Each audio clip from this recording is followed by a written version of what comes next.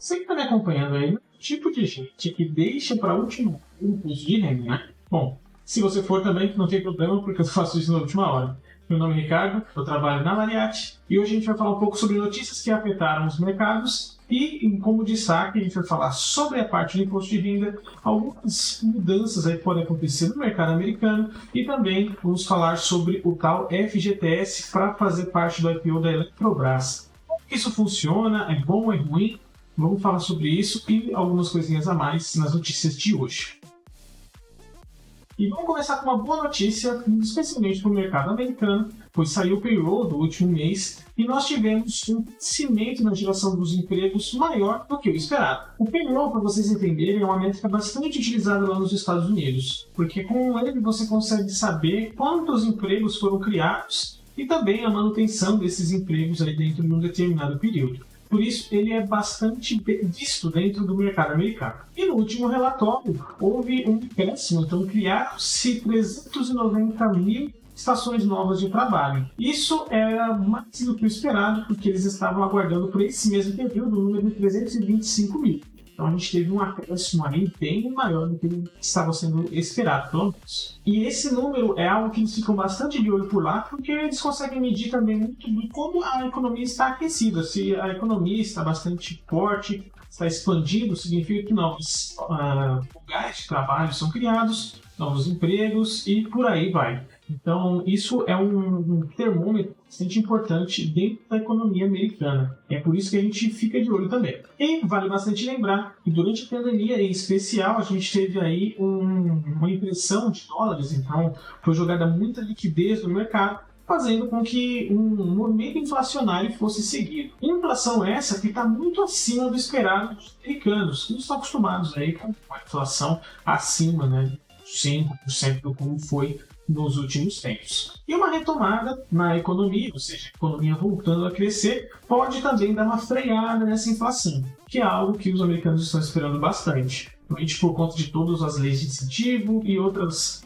manipulações aqui que o governo está tentando fazer para frear também a inflação, junto com a manutenção de juros e tudo mais. Mas eu tenho uma pergunta muito importante. Você já está posicionado no mercado americano para aproveitar uma possível recuperação?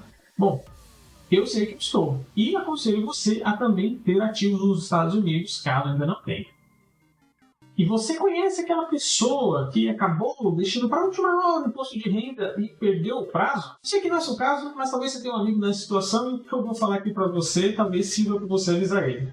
Beleza? O prazo oficial para a entrega do imposto de renda de 2022, exercício 2021, encerrou na última terça-feira, no dia 31 de março. Mas apesar do prazo já ter expirado, eu aconselho você a fazer a sua declaração o quanto antes, pelos motivos que eu vou explicar aqui agora. O principal é que a multa ela é contada a partir do momento que você começa o atraso e ela vai se acumulando. Para cada mês de atraso que você tiver na entrega da sua declaração, é 1% de multa em cima do valor devido. Ou seja, você pode ir acumulando essa multa e ela vai ficar cada vez maior. Importante lembrar também que essa multa ela não cresce infinitamente, ela chega até os 20%. Então existe um limite ali. Mas claro que você vai querer ficar pagando além do imposto, multa, e que vai se acumulando em cima disso, né? E para quem não tem imposto devido ou então tem algum valor a restituir, o valor a ser pago da multa é de R$ 165,74. E o pior é que eu já fiz a cagada de perder o prazo de entrega do imposto de renda. E no caso foi pior ainda, porque eu fiz toda a declaração, deixei ela bonitinha muito antes de começar o período que você poderia entregar, transmitir a declaração. Eu simplesmente esqueci, para mim já estava feito aquilo. Até que um tempo depois chegou uma conta falando que eu precisava regularizar o imposto de renda. E aí olha só que beleza, eu tive que pagar a multa, sendo que eu tinha feito, mas esqueci de emitir. Cabeção. Agora eu sou muito mais organizado com isso e deixo para em cima da hora como um bom cidadão brasileiro faz. E para você que vai ter que pagar essa multa porque perdeu o prazo, fique esperto, porque a partir da geração da sua declaração, ou seja, quando você fizer a entrega, se você tiver uma multa, ela começa a correr os 30 dias para o pagamento dela. Depois desses 30 dias, começa a correr juros em cima dessa multa também. Então, você pode ter aí um acréscimo de acordo com a Selic. E se você está acompanhando o que a gente fala por aqui e também o mercado, sabe que as taxas de juros estão bem salgadas. Você não vai querer pagar muito. Se precisa pagar, pague quanto antes. Uma notícia que está fazendo bastante barulho no mercado como um todo é a privatização da Eletrobras. E não só isso, como também a possibilidade de você fazer investimento com o seu FGTS. Se você começar a pegar todo o dinheiro que você tem lá depositado, segura um pouco essa ansiedade que a gente vai falar um pouco de como isso funciona e depois eu vou dar minhas considerações a respeito desse assunto. Então, calma! Para você conseguir fazer esse aporte, você precisa fazer primeiro uma reserva utilizando o valor do seu FGTS. Essa reserva deve ser feita entre os dias 3 e 8 de junho. E para fazer isso, você precisa utilizar pelo menos R$200 do seu valor no FGTS, com um teto igual a 50% do seu saldo total. Também é muito importante você entender que você não está comprando diretamente essas ações. Você vai fazer a aplicação em um fundo, que é o Fundo Mútuo de Privatização, ou FMP, e este fundo vai fazer a compra desses ativos por você. Então, não vão ser ações que vão para o seu nome como quando você faz através de uma corretora. É um processo um pouco diferente. E por você não ser o dono dessas ações, em caso de pagamento de dividendos, esse valor não vai ser depositado nem na sua conta corrente, nem na sua conta do FGTS. Eles vão diretamente para o fundo. Mas é claro que isso não é exatamente um problema, uma vez que esses valores recebidos como dividendos vão valorizar as contas que o próprio fundo possui. O que significa que você não vai ganhar em dinheiro diretamente, mas você recebe em patrimônio. Outra coisa também muito importante, caso você opte por fazer esse aporte, esse valor vai ficar preso junto ao fundo por pelo menos 12 meses. Ou seja, o dinheiro que está hoje lá no seu FGTS, que você decida tirar para transformar nesse fundo no FMP, ele vai ficar congelado por 12 meses.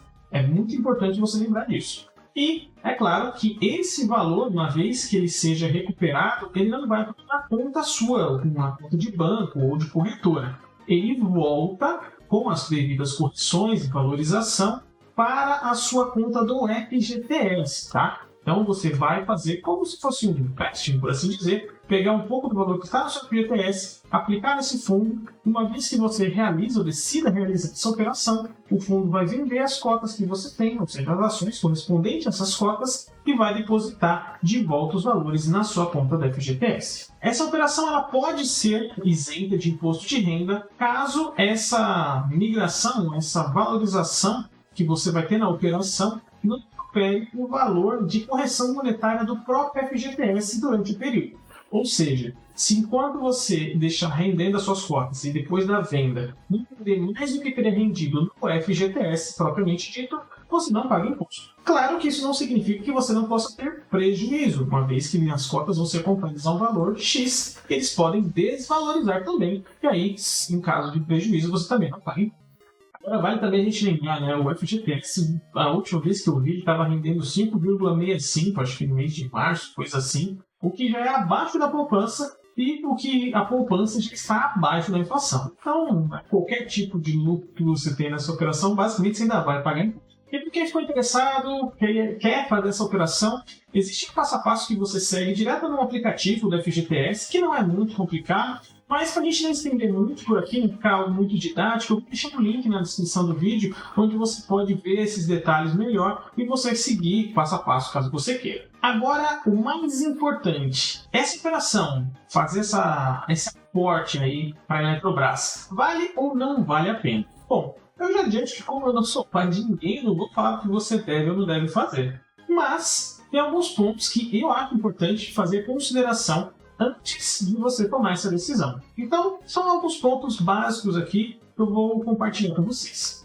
Bom, a primeira coisa que para mim é bastante importante é o fato de que nós estamos fazendo isso visando uma empresa estatal. O que significa que é uma empresa que está saindo do governo, tecnicamente falando, e agora está indo para a iniciativa privada. Vale lembrar também que cerca de 45% da empresa ainda está programada para permanecer no Estado, ou seja, o governo ainda vai ser acionista e com uma parcela bastante significativa das ações da empresa. Basicamente, ele vai deixar de ser o acionista majoritário, que poderia tomar a maior parte das decisões, e isso passa a outras pessoas. O que não significa necessariamente que eles ainda não podem dar pitaco, dado o valor alto que eles têm em relação às ações. E é aquilo que a gente normalmente fala por aqui, né?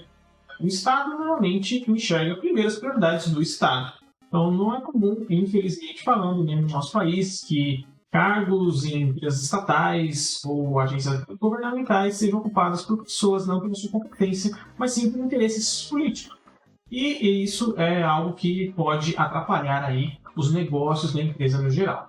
E isso é um ponto que, para mim, bate bastante, que eu não gosto desse tipo de operação. E a segunda parte é que a empresa está agora mostrando todo o seu resultado para o mercado de forma mais aberta, mais abrangente. E esse tipo de coisa faz com que a empresa acabe tendo que tomar certas medidas internamente que são insustentáveis no longo prazo. Além disso, uma injeção de dinheiro, que acontece normalmente nesse tipo de processo, acaba fazendo com que a própria empresa tenha um caixa bastante alto e que mascare talvez alguns problemas operacionais. Então, quando tem esse tipo de movimentação, caso já não esteja, né, dentro da empresa de alguma maneira, eu prefiro esperar para que ela se mostre exatamente o que ela tem a fazer com esse dinheiro. Seja por questão de crescimento, seja por outras coisas que ela precisa fazer internamente com reestruturação, mas eu geralmente esperaria ali 1 ou 2 anos para ver como a empresa vai lidar com essas novas mudanças. E por último, e não menos importante,